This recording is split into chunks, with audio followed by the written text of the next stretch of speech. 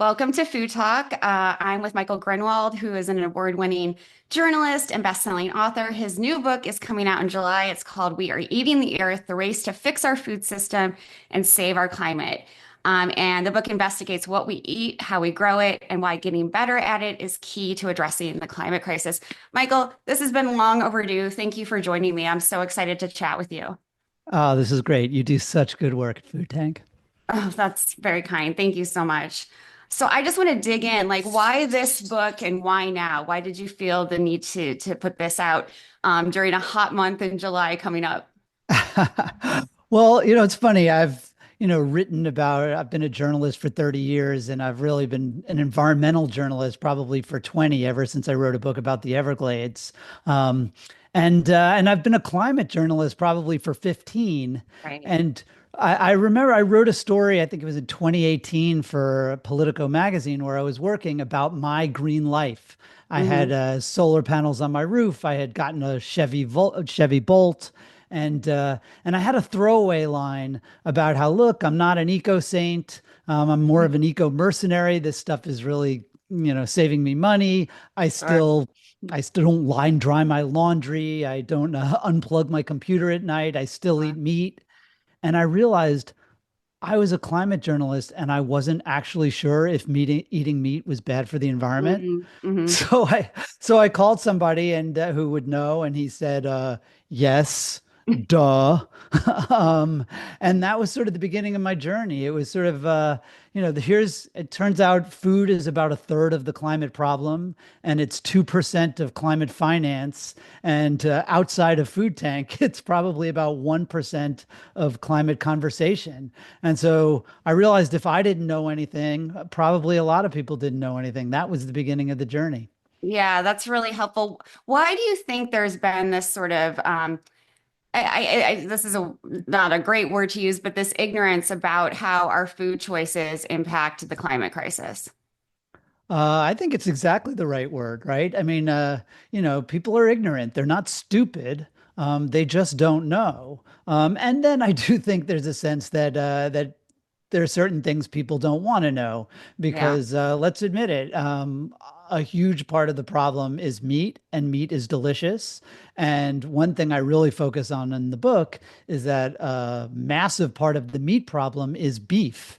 And beef is also delicious. I've cut out beef for climate reasons. And I remember when I did it, everybody sort of said, oh, yeah, and especially since I'm still eating chicken, they're like, you won't miss it at all. But that was wrong. I completely miss it. When I went to Brazil and did some reporting on ranches there, I completely fell off the wagon. But I do think that there's just, I understand why people are focused on fossil fuels. It's a really big deal. Right. But we sort of know what to do about fossil fuels. We need to electrify the economy. We need to move to clean electricity. And we're even starting to do it, just not quickly enough. But food, there's still a huge debate about what to do. Most people don't know anything. And one thing I do argue in the book is that a lot of what people think they know just isn't so. Yeah. Tell us about that. What do people think that they know and that what's not true? Um, well, look, I think one of the ideas is just that this would be easy, right? That there are Mm. silver bullets to fixing this. Mhm. A lot of times when I talk about, all the different things we're going to need to do, people say like, oh, well, we could just waste less food. And we absolutely should waste less food because, again, my book is really about how we're eating the earth. It's really Right. a food and land book. And right now, 2 of every 5 acres of land on Earth are used for agriculture. And so, if we waste a quarter of our food, that means we're Yeah. wasting the farmland used to grow that food, the fertilizer, the water. So, yes, we should waste less food.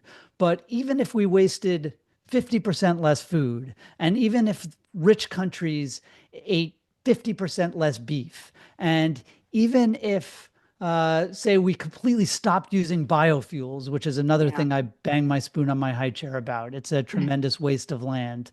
Yeah. Um, we will still need to make more food with less land. So I think one of the things that I do write about that makes people unhappy is the importance of high yield production agriculture to produce more food with fewer acres, because otherwise we'll need more acres to produce food, and that those acres unfortunately come out of the Amazon, out of the Congo rainforests, out of wetlands that store a lot of carbon and shelter a lot of wildlife. I want to get into high yield production agriculture and efficiency in a minute, but for our listeners who range, from experts to moms and dads, can you explain why, in the early sort of aughts, biofuels were all the rage and people were very excited about them. Can you explain sort of what biofuels are and why you don't like them? Sure. I mean, these are we're talking about things like corn ethanol, soy biodiesel, essentially using farmland to grow crops and putting them in our fuel tanks instead of our bellies. And there was this idea that, and remember, back in the early 2000s, there was just about no solar and wind, and biofuels were seen as this first really exciting climate solution. And the idea was, well, they replace some fossil fuels, and yeah, they when you burn them in a car, they do create they send carbon into the atmosphere. But when you grow corn or you grow soy, you're soaking carbon out of the atmosphere through Uh-huh. photosynthesis. And the main character of my book, who is that guy who I first called, who said, "Duh, meat is a problem," Tim Searchinger, he realized, like, wait a minute, we're already using that corn. That corn's already soaking carbon out of the air to grow food. And if we grow fuel instead, we're going to need more farmland to grow food, and that's going to mean more deforestation. And so, even though he was just a lawyer, he wrote the first really kind of anti-biofuel science. It was a paper in Science, which usually they usually publish scientists, but Tim was right. And he Yeah. showed that no, this stuff isn't 20% better for the climate. It's 90% worse. Yeah. And it's really a land problem. And that led to some of these larger issues in my book, which is that, the agriculture is essentially a land problem that we are going to need to meet our needs, and those include fuel, which fortunately there are non-land ways of dealing it. You can have electric cars, but also food and wood. We're going to have to do all of these things with less land, and that is really, to me, that's going to be the big challenge of the 21st century. You describe in the book, you write that the average American diet includes 3 hamburgers a week. And if you replace one of those with, a plant-based substitute, it could save a Massachusetts-sized landmass every year. And so how do you convince, eaters, and I'm sure this was the purpose of the book in a lot of ways. How do you convince eaters to like replace one of those burgers? How do you nudge them towards that? I mean, I think the honest answer is it's really hard. Um, and one another character in my book, a guy named Bruce Friedrich, he was for years he was running campaigns for he was in charge of running campaigns for Yeah. PETA. He was I've this known big Bruce animal right. for all of my adult life, I feel like. Exactly. Right. So you knew him when he looked like Jesus and he had the scraggly hair and he had the beard and he was like the crazy guy streaking Buckingham Palace and throwing, fake blood at models who were Yeah. wearing fur. Right. And he was saying, like, meat is murder, and he was running the campaigns against Burger King, Murder King. Um, but he ultimately realized that wasn't working, because people were still eating more meat every year. And the amount of, the percentage of Americans who are vegetarians and vegans has really not increased. So he's now the kind of punchline with Bruce, as he's cleaned up. He now looks more like George W. Bush than Very than preppy. Jesus, and he's in charge of the Good Food Institute, which is really the trade group representing people who are trying to make alternative proteins, the sort of so-called fake meat.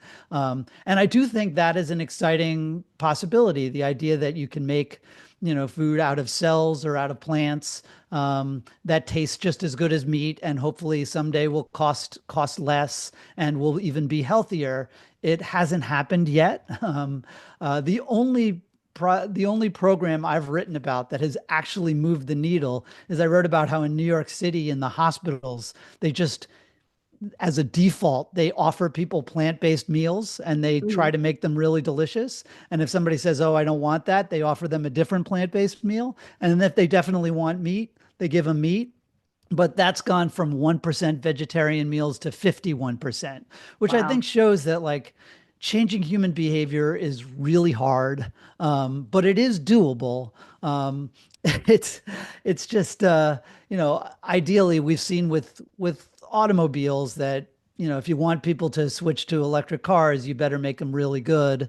Um, or you can have hybrids that sort of mix electric with gas. I think we're going to see the same thing with alternative proteins, where the really good ones hopefully will eventually succeed, hopefully with some government help, and Right. you're going to start to see more of the blended products where you're mixing meat with vegetables or plant proteins, and hopefully that'll slowly move the needle, though probably not enough by itself. Yeah. And you're right, about the alternative meat and the cellular agriculture. We were talking, you started your career writing about energy. I think about the energy that goes into making cellular meat right now. It can be a lot. And I wonder what your thoughts are on that. I do think from a climate perspective, and look, nothing is perfect. Everything has an impact. But if we can make meat from cells in a way that is cheap and people like it, it will be a massive advance for the climate. I'm sure there will be some people who will say, "Oh, I don't like it. That's high tech food." Sure. There's probably nothing I can say to change their mind.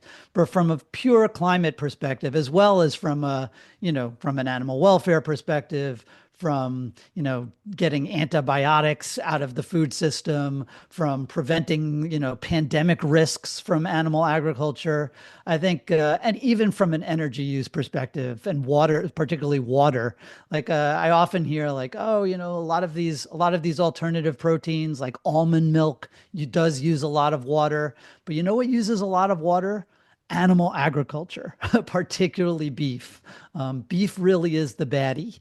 And so anything you can do to reduce the amount of land and resources that go into feeding cows and cleaning up their poop is going to be, as well as their burps and farts that pump methane into the atmosphere, alternatives to that are going to be really helpful.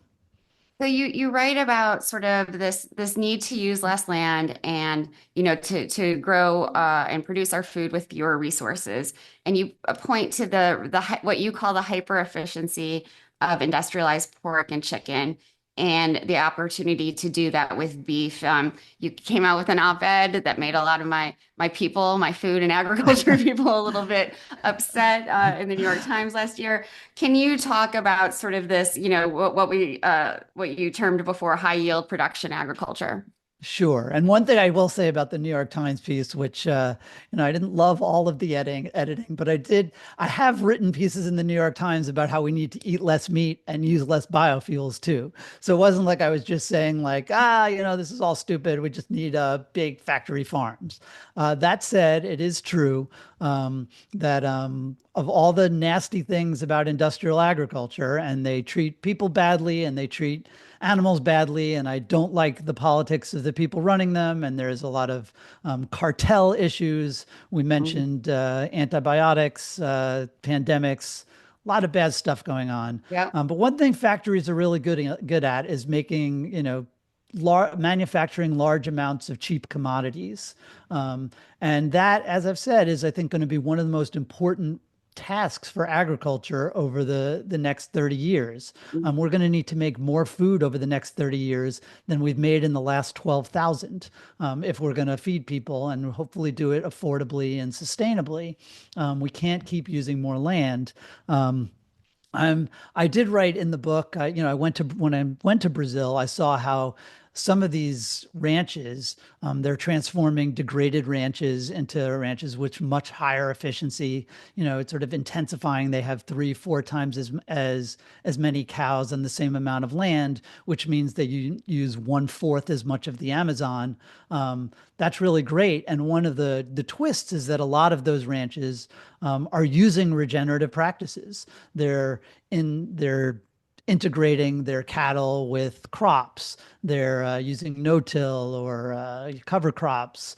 There's a lot, I think, that the sort of this ideological debate between industrial people and regenerative people, I think there's a lot that both sides can learn from each other. And of course, to the extent that organic and regenerative can be high yield, I think that's awesome. That's great. That said, I think there's been a lot of shoddy science. There's been a lot of wishful thinking. I think a lot of this notion about carbon farming and soil sequestration, this notion that kind of that you saw in Kiss the Ground, where we just need to farm differently, and we'll basically all that carbon that we pumped into the sky will come back to our soils. I think that's not true.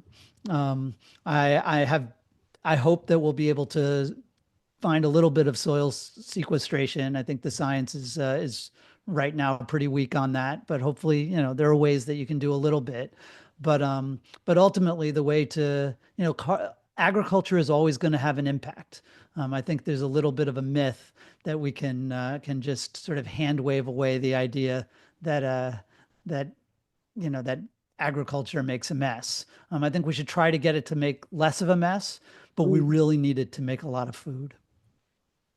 Going back to sort of, factory farms, and it's interesting what you saw in Brazil, and I think that kind of, ranching can work really well. But when we're talking about, CAFOs, these really industrialized systems, and the impacts, and you referred to them, the impacts they have on animals, the impacts they have on people, the people who work there, and all of us and our health. How do you how do you get around some of those problems, though? Do you imagine a factory farm that, treats workers well, has humane animal practices? How do we sort of envision what the future of that could look like? Well, again, I think it's hard. And again, I sort of look at the alternatives, right? Where I'm not promoting factory farms as, because I think factory farms are awesome. I think a lot of, I got asked, I did an event at Berkeley recently. Alice Waters was sitting in like the third row. It's like, just glaring at me the whole time. Um, and one of the questions was like, Mike, you're providing a lot of data and science and numbers, but isn't this really a moral issue?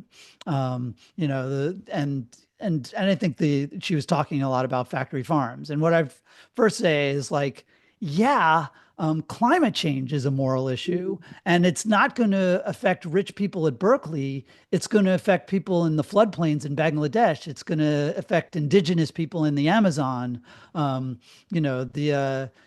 idea that we are eating the earth. I don't care about it in just a kind of abstract way. Sure. It's terrible for people and for animals, for wildlife. That said, I mean, I do think part of this goes down to our political systems.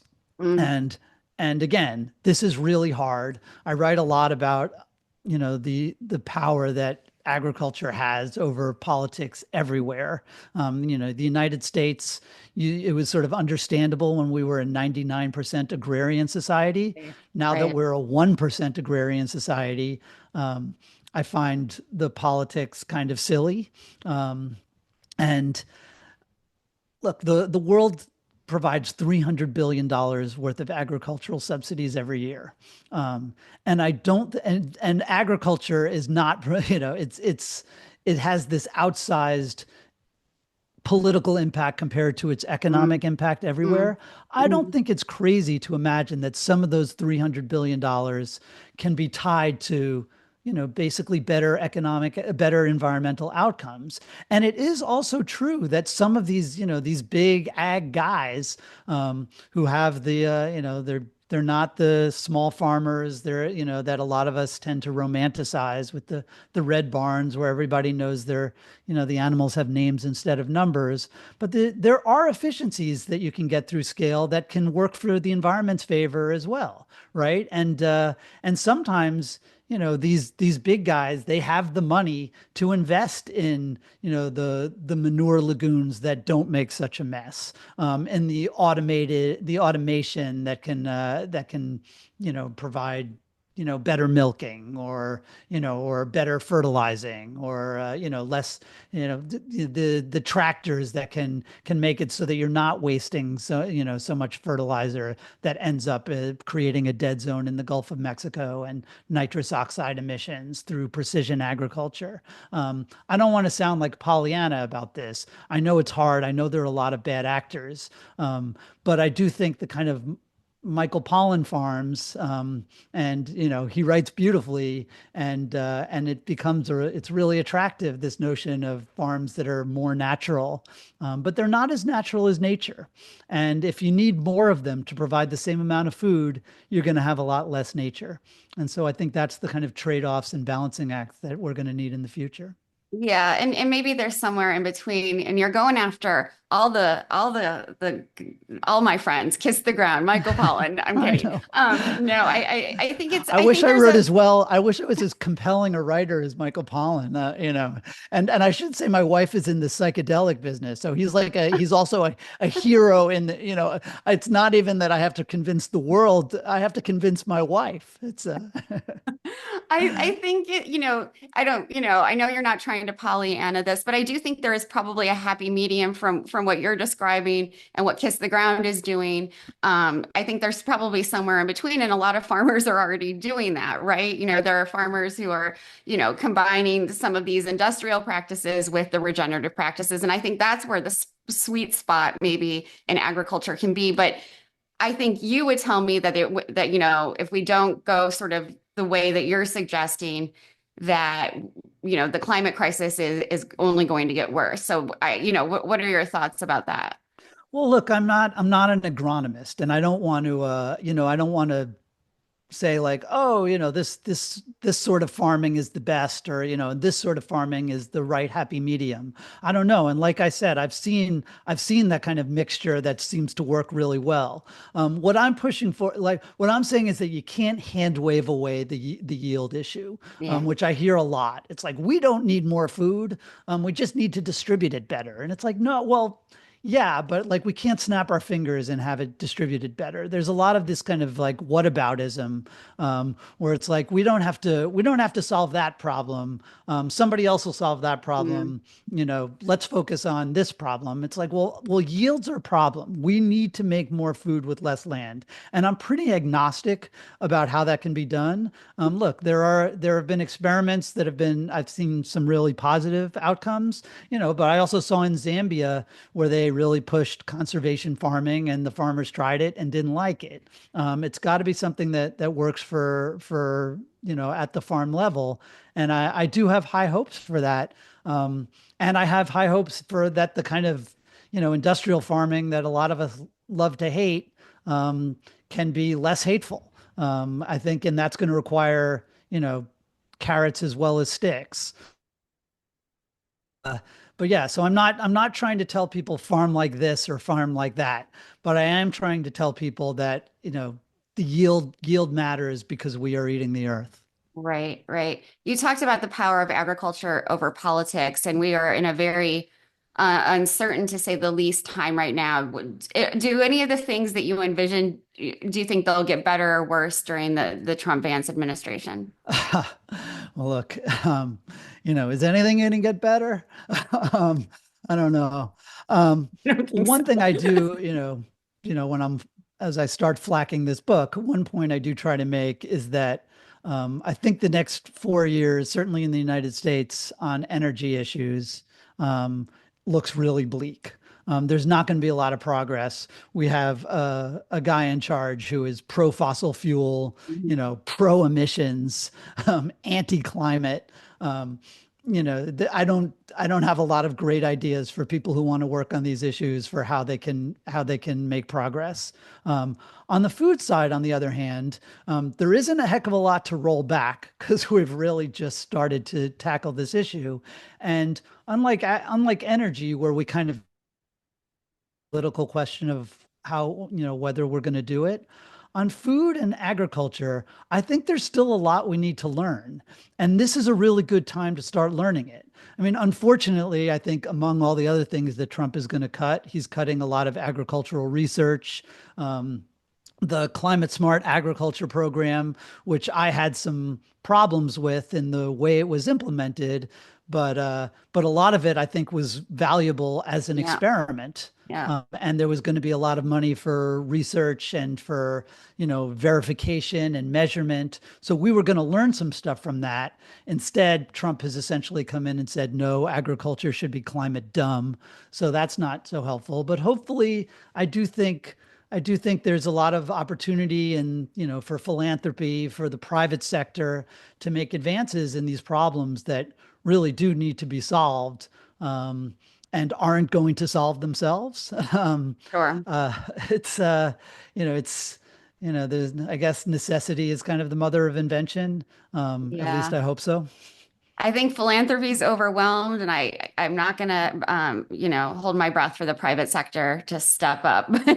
I do want to Well, talk a little bit yeah. about climate fatalism and climate denialism because you've talked about those things in your introduction to the book. How great a barrier do you think these things are? Like, either, oh, it's too big for us to do anything, or like it's not even happening.